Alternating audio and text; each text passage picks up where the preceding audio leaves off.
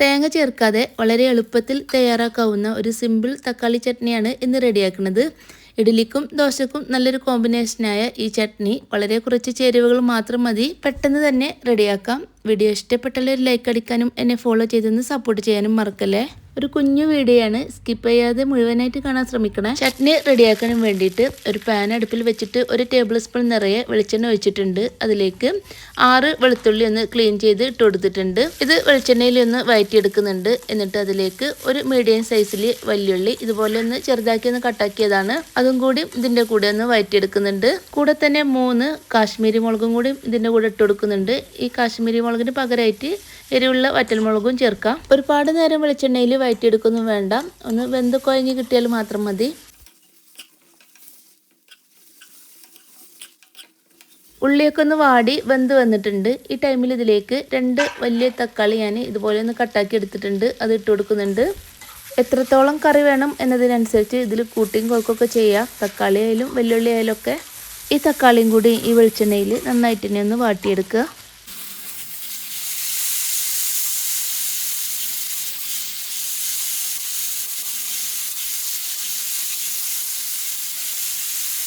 തക്കാളിയൊക്കെ വാടി വെന്ത് കുഴഞ്ഞ് കിട്ടിയിട്ടുണ്ട്. ഇനി ഞാൻ തീ ഓഫാക്കുന്നുണ്ട്. ഈ ടൈമിൽ ഇതിലേക്ക് 2 ടേബിൾ സ്പൂൺ നിറയെ പൊട്ടുകടല ചേർത്ത് കൊടുക്കുന്നുണ്ട്. കൂടെ തന്നെ ഒരു 1/2 ടീസ്പൂൺ അളവിൽ മഞ്ഞൾപ്പൊടിയും 1 ടീസ്പൂണ് മുളക് പൊടി, കാശ്മീരി മുളകാണ് ഞാൻ ഉപയോഗിക്കുന്നത്, 1 ടീസ്പൂണ് കാശ്മീരി മുളക് പൊടിയും കൂടി ഇട്ട് കൊടുക്കുന്നുണ്ട്. കൂടെ തന്നെ ഇതുപോലെ ചെറിയൊരു കഷ്ണം പുളിയും കൂടി ഇട്ട് കൊടുക്കുന്നുണ്ട്. താല്പര്യം അനുസരിച്ച് ചെയ്തെടുക്കാം. തക്കാളിക്ക് നല്ല പുളി ഉണ്ടെങ്കിൽ ഈ പുളിൻ്റെ ആവശ്യമില്ല. എന്നിട്ട് തീ ഓഫാക്കിയിട്ടുണ്ടെങ്കിലും ചട്ടിക്ക് നല്ല ചൂടുണ്ട്. ഈ ചൂടോടെ തന്നെ ഇത് ഞാൻ നന്നായിട്ട് മിക്സാക്കി കൊടുക്കുന്നുണ്ട്. എന്നിട്ട് ഒരല്പം ചൂടാറിയതിന് ശേഷം ആവശ്യത്തിന് വെള്ളം ഒഴിച്ചിട്ട് നന്നായിട്ട് മിക്സിയിലിട്ടൊന്ന് അരച്ചെടുക്കണം.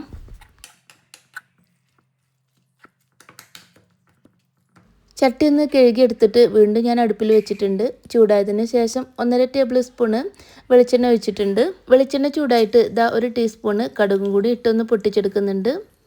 കടുക് പൊട്ടിയതിന് ശേഷം കുറച്ച് കറിവേപ്പിലയും കൂടി ഇട്ടിട്ട് നേരത്തെ അരച്ച് വെച്ച ആ ഒരു തക്കാളിൻ്റെ മിക്സ് മുഴുവനായിട്ട് ഇതിലേക്ക് ഒഴിച്ചു കൊടുക്കുക.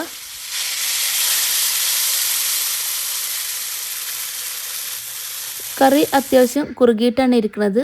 ഞാനൊരല്പം മിക്സിയിലേക്ക് വെള്ളം ഒഴിച്ചിട്ട് ഒന്ന് അഴിച്ചെടുക്കുന്നുണ്ട്.